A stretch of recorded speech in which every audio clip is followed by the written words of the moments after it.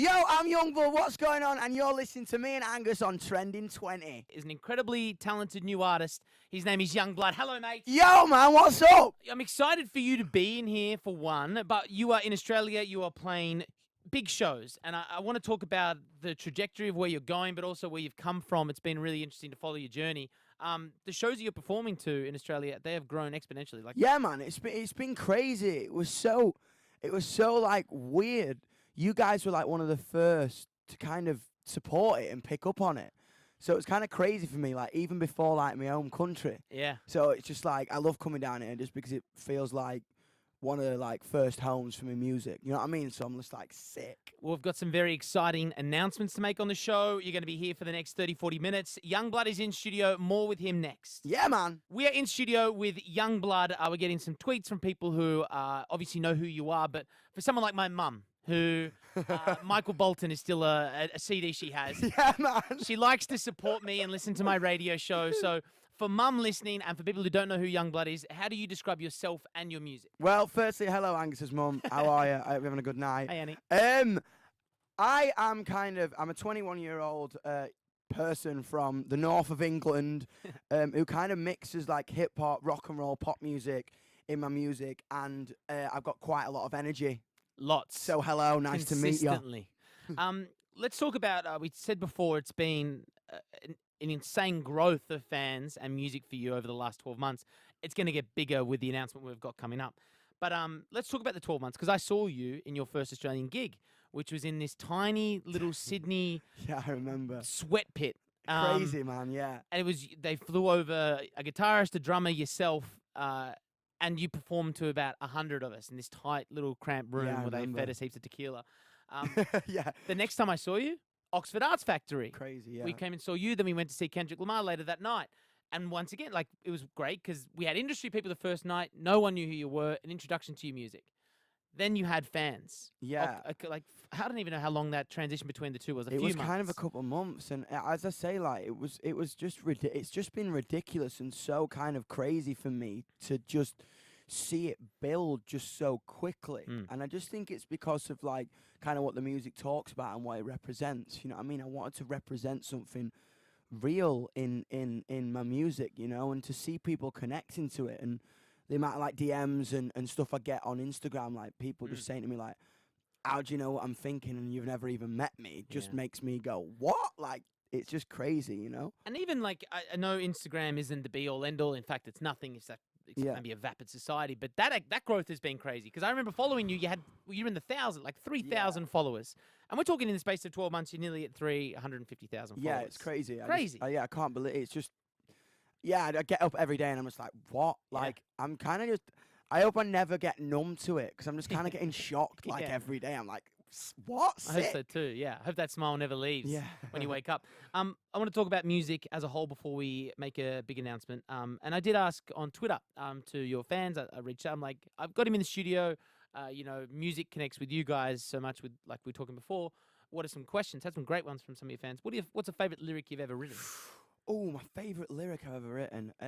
Probably, it's probably Polygraph Eyes. I think. Wow, I think the full lyric is the kind of the proudest one I've ever written because it talks about an issue that kind of is really, really important to me. It talks about girls being taken advantage of by like boys on nights out, and it's kind of I really had to work hard on that lyric because I wanted it to just be really important because I wanted it to resonate really hard. And I think as a poem, I think I've not beat that yet. Yeah. I'm trying my hardest, but... I like the lyric, I'd rather be a martyr than grow tomatoes. Yeah, man, that's kind of funny in Loner. Yeah, I'd rather be a martyr than grow tomatoes. Yeah, it's better with your accent. We are in studio with Yungblud. We've got a big announcement coming up, a new song that we're going to be playing with an incredible features. In fact, not just one, but two. We'll get to that very soon, but more with you up next. We are on the air across the country for the Trending 20 with Yungblud. We're going to play his brand new song called 11 Minutes very soon, featuring Halsey and Travis Barker. Yeah, man. That's incredible news. You have to stick around for that song. Got a couple of questions for you from your fans and myself first. Alexandra Watt has asked you online, if you could choose 3 musicians dead or alive to write an album with, who would they be? Ooh, probably David Bowie, because that would just be crazy. Yeah. Probably Eminem, just to see where my head would go to. and probably 2 like like Madonna or something, just Okay. because that'd be like sick. Iconic Iconic, characters, yeah. I mean, obviously you got to go for the jugular, aren't you? Why not? You got the choice. I follow you on Instagram. Your live shows are high energy. They're crazy. yeah. But I seem to always catch myself on your Instagram story when you're smashing a guitar. Is there a budget allowance for guitars smashed? Because how many have you smashed on this tour so Like far? it's kind of, to be honest, like I don't smash that many. Okay. I kind of throw them in a way because that I know they're not going to smash. Like, because the guitar I've got is a Telecaster, which is basically like a baseball bat, so it doesn't smash. But I remember, like, the last show of the European tour, like after like 12 shows of smashing it, it got a crack down the middle. So my guitar tech was just like, do you know what, dude? You may as well just destroy it. Just go crazy. And I was like, yeah, man, sick. All right, let's go. But no, I pay for it. Okay. But it's all right. It's in the budget. Thank you, Fender. Thank you, Fender. Yeah. All right. Let's get into the exciting news. We are about to play a premiere across Australia, 56 radio stations, of your song that is called 11 Minutes.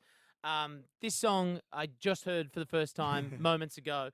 It's a commercial sound in the nicest possible way for you, because as much as you want to play music, and I'm sure it's still authentic to you, it's great to get songs played on the radio. Totally, man. I think that's it, man. Like, my goal was to kind of bring rock and roll back to commercial music. You know what I mean? Because it's so isolated right now. And I think it's just important to me. And it was so sick, kind of collaborating with Ash at Halsey and Travis Barker, just because we're all kind of like sad little emo kids who like are into rock and roll, and we're like, how can we make this commercial and really resonate and really kind of get heard and put rock and roll back on the map again? Do you know what I mean? And yeah, it was so exciting to kind of just create, and the response has just been mental. Like, I'm just freaking out. It's fun. Like, we had like 10 people in the studio before not bouncing their head to a song that you created. It's got to be a critical moment. Moments before it's meant to be released. It's just I like, as I say, every day I wake up and it's mental. So anybody who's like bought music, come to a show, thank you so much, because you're making this northern monkey very happy.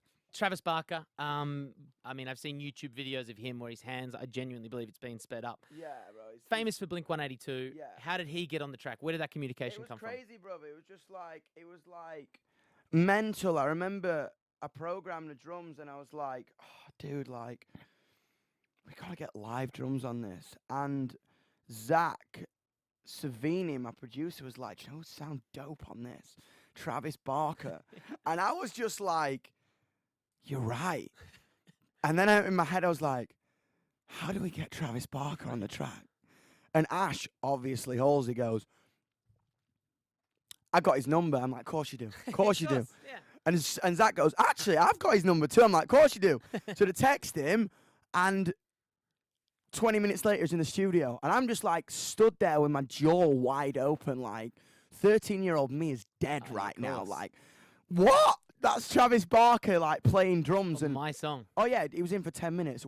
Came in, nailed it in one take. Yeah. I was like, all right, Travis, that was sick, man. Can you just play it again for our own entertainment? And he was like, yeah, man, no stress. And just comes and nails it, and that fill at the end of it nails it in one, and everyone's just, like, on the floor. The energy, what was so amazing as well, like, the energy with us all in the room was just electric, man. Like, it was just crazy to feel that, because that's just what you do it for. You do it for that moment where you go, look what we just created, look what just happened, and everyone was just like bouncing up and down like rabbits. You know what I mean? It was just mental. Yeah, that would have been an amazing feeling. Yeah, and it kind of comes out in the track. You can hear the soul of it, and you can hear the kind of the desperation and the passion in it, you know? Well, you talk about the word fill. A lot of people wouldn't know what that is. That's just basically where it's like a free session for Travis. Like, go and impress us, and it fits the music, of course, because he's a maestro and he's got his own ticking metronome in his head. But you have your own drummer. Travis Barker isn't going to be coming on. Travis Scott can come on as well. That'd be sick. Yeah, that'd be great. But Travis Barker's not going to be on tour with you.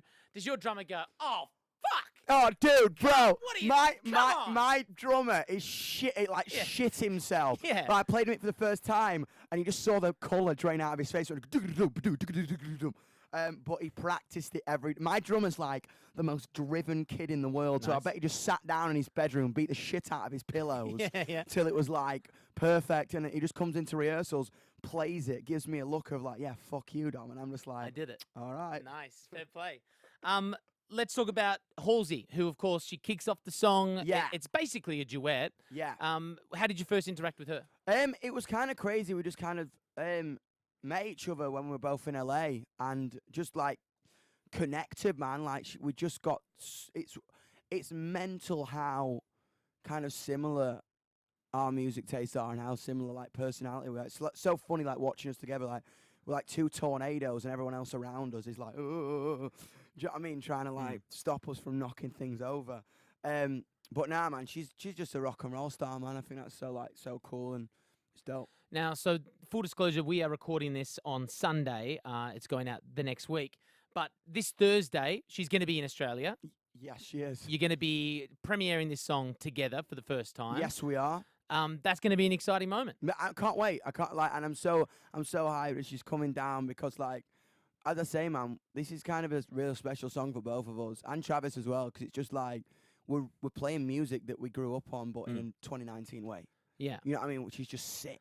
Do you think that your music will change because coming from the lyrics that you've written in the past, they're very solitary, I would say. I mean, in moments, and they're quite inclusive for yourself. Do you think being in a different headspace and heart space, you're going to write different music for? I think so, man. As I've always said, man, I always just be real. That's what I've always said to people. Like, I've never labeled myself as I'm going to write about politics or I'm going to write about mental health. That's just what I was writing about because it was real to me at that time. And obviously, like, as things change in my life, I'm just going to write about what is real to me in that moment. Well, I think it's going to be beautiful music, mate. And the music you're creating is great. I think your past stuff's great. I think 11 Minutes is great, and I think you're great. Thank you, man. You're the man, Angus. Yungblud is in studio, and here it is again. This is 11 Minutes. Travis Barker, Halsey, and Yungblud on the air Spin for the that trending record, 20 countdown. baby.